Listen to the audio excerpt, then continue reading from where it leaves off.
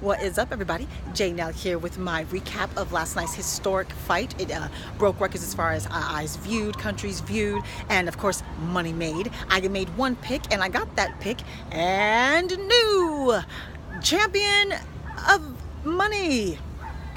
Floyd Money Mayweather. He successfully defeated Mr. Conor McGregor, and there was a money belt. I don't know if anybody's actual belts were on the line. I think it's just money belt, so I guess he's the champion of the money. All right, so I was looking forward to their entrances. They didn't really do anything fancy. Conor just came out. Floyd came out with one of his historic outfits with this mask. He's actually worn it before many years back, so it was cool to see that, but nothing fancy, and I was okay with that because the fight itself was in fact entertaining. It lasted 10 rounds. Let's go ahead and get into it. Most of us agree that Conor won like the first 3 rounds. I don't know if we all agree on how that happened. Floyd allowed it to happen. Okay, let's just say real quick, Floyd's game plan worked out exactly the way he said it would. There was a lot of information coming out of both camps. You really couldn't trust anything that was coming out of both camps. One thing that Floyd said that happened to be true was I was going to go forward. I'm not going to fight my normal fight. He did that. I'm going to wear him down, and then after he gets tired, I'm going to take him out. He did that. He also said, I'm not the same man that I was 10 years ago. I'm not the same man that I was 2 years ago. And he is correct. I do believe that this will in fact be his last fight, breaking the record of Mr. Rocky Marciano. So congratulations to that, of course. He was slower than normal. He was a little less accurate than normal. And even though he was fighting somebody was debuting as a pro boxer, again, he is not the same man that he was even 2 years ago. So I do believe this is the last we will see of Floyd Money Mayweather. So now let's talk about the fight. The first 3 rounds basically went to Conor. I agree with, as everyone else pretty much does agree. I also agree with half of those people that Floyd allowed him to get those first 3 rounds. He went forward like he said he would. He wanted to test his power, feel what he got, see how he moved, see how he defended himself. So that's what he did in the first 3 rounds. He walked forward, and Conor did catch him clean. I didn't think he would catch him clean. He did a few times, and I'm glad that he did, because this whole dispute of who's more powerful, especially as far as Conor, how he was going to be so powerful, Floyd ate a clean shot to the face coming forward and kept coming forward. The smaller man with his little bitty legs and his little bitty torso and his little bitty head was able to eat your most powerful shots and continue to come forward. So I think it's case closed on this whole power advantage. I said in my prediction video that the power would actually be very similar, and I think we saw that here as the fight went on, as Conor did get tired exactly the way Floyd said he would. It was Floyd clearly landing the harder shots. So Conor did begin to tire around round 3. There are some who give Floyd round 3. I'll go ahead and give that to Conor. I have no problem with that.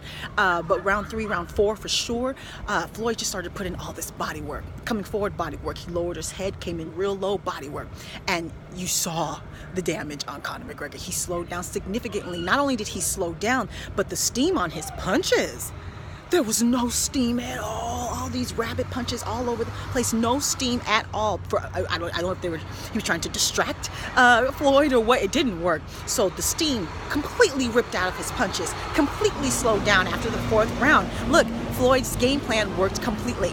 Now I will say again, Conor did hit him cleanly, more than I thought he would. He came forward, he had some awkward movement. In fact, some of those punches landed because he did something kind of strange with one hand and was in an odd angle. He caught Floyd looking at it, and he would catch him clean. So kudos to you for that. You do have that awkward creative movement, but for the most part, again, Floyd only threw like 4 punches in the first 2 rounds. That's not an accident, and that wasn't because of Conor. That was Floyd's game plan. I'm gonna let you wear yourself out. I'm gonna let you give me your best shot. I'm gonna walk it down. I'm gonna put that mental pressure on you by constantly being in your face. That's exactly what he did, and it worked perfectly. Rounds 4, rounds 5, round 6, Conor again visibly tired, and Floyd still moving forward. Didn't turn into the defensive Floyd. He continued to move forward, continued to land shots, continued to land rights to the body, rights to the face, continued to do damage after Conor again was visibly tired, had Conor back on his heels, moving backwards as this fight went forward. He just started winning round after round after round. It was clear it was clear who was going to win the fight, quite frankly. Conor did get like a second win, kind of the way he did in that second fight with Diaz in the 8th round, made it very close. I think that round was a draw. Some are giving that to Conor. I actually don't. I think that round was a draw. He actually managed to clock Floyd with one of his more significant shots that Floyd felt. Can't say he stunned him, but it made him stop moving forward for a second, actually, and move backwards.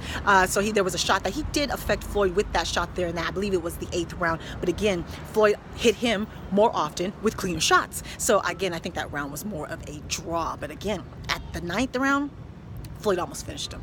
Had him back on his heels, basically on the entire round. And in the 10th round, had the ref not stopped the fight, many of us, including Conor, quite frankly, pretty much feel like he probably would have hit that canvas. The ref, at first I thought it was a premature stoppage, kind of like most people did, until I actually started listening to other pro boxers and going over the rules again. Again, this is not MMA. This was a boxing competition, and unlike MMA, where all you have to do is be intelligently defending yourself, because you can tie a fighter up and hold him and recover. You can take him down, hold position, and recover. You could be fighting off submission attempts a whole round and not take much damage, but this is boxing.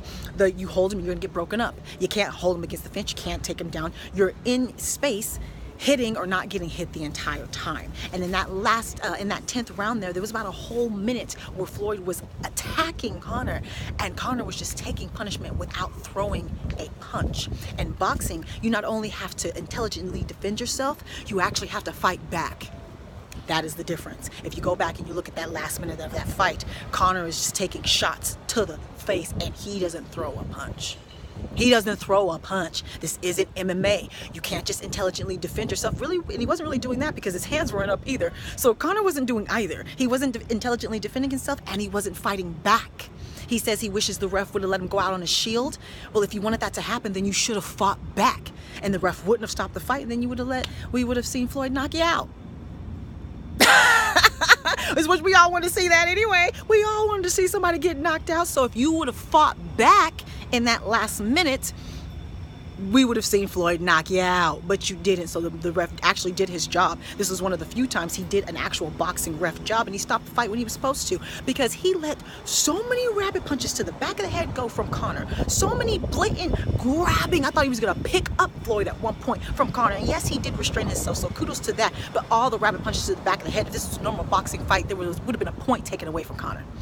Okay, those are just facts. Okay, the ref should have taken a point away, but he didn't. And I think everyone will say in Vegas the refs are going to be on Floyd's side. I think this ref wanted to make sure, look, ain't nobody on Floyd's side, because again, all the rabbit punches to the back of the head, the full-on grabbing, Floyd was turning his back to him. That was kind of a weird tactic there. I don't like to turn your back to an opponent. You leave yourself, can't see all of the shots coming, so that was weird. Again, Floyd did slow down. I think this is his last fight.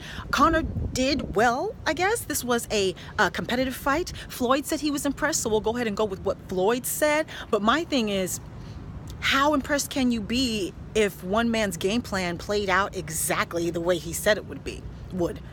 The first 2 rounds, the reason why Conor did so well is because Floyd allowed him to. He literally only threw about 4 punches in the first 2 rounds. He let him exhaust himself. He let him punch himself out with not very good punching technique. We saw the difference here. Seeing Conor in the ring with Floyd, let me see just how bad his punching technique actually is. Seeing it next to someone who's one of the greatest. Okay, one of the greatest. But you saw the difference. No weight behind the punches. He's supposed to be a knockout artist. No weight behind those punches. The weight was misplaced when you saw compared to someone who's actually a puncher, which is why the average boxer punches harder than the average MMA striker, because it's all they do. They have better technique. So, should Conor continue after this? No. Somebody like Canelo will knock you out in like the first 3-4 rounds. We saw, a younger Floyd would have finished this fight sooner. This fight went exactly the way Floyd wanted it to go. So, congratulations to him for breaking Rocky Marciano's record. The Marciano families come out and say that this doesn't count because it's against an MMA fighter, not a boxer. If you look back at Rocky Marciano's record way back in, what is that, the 1820s or whatever, there's some people on that record who probably shouldn't be there as well, who you could say shouldn't have been in the same ring as Rocky Marciano as well. So, E50 and 0, baby. got the record. Over 350 million, probably great payday for Conor McGregor. This was actually a success for both arenas here. More eyes are going to be on the next MMA fight. More eyes are going to be on the next boxing fight. So from a business standpoint, this was a win, win, win, win for Conor. This is a win. He didn't get injured. He can continue with his career. And he got the biggest payday of his life. For Mayweather, win, broke the record, is gonna go down as one of the best boxers in history. We all know this was an older, not the same Floyd Mayweather, but his plan played out exactly the way he said it would. And he walked through a so-called knockout of his punches moving forward the entire fight. Good showing for everybody involved. Let me know how you did on the fight. Let me know if you bet any money, if you got any money on the fight. Let me know of all the aftermath. We got all the pro boxers, pro fighters having their say. Polly, Macaroni Lage, still trying to get a fight with Conor himself. Do you think Conor should continue in pro boxing? You think he should just go ahead and hurry up and run back to the UFC? In the UFC, who should he fight? Floyd, should he come back out of retirement again, or should he go ahead and stay his ass home, which is what I feel. Sit down. You done enough. Thank you. Follow me on Facebook, Twitter, and Instagram. I'm on Snapchat now. Subscribe, like, talk to me, take care, and goodbye.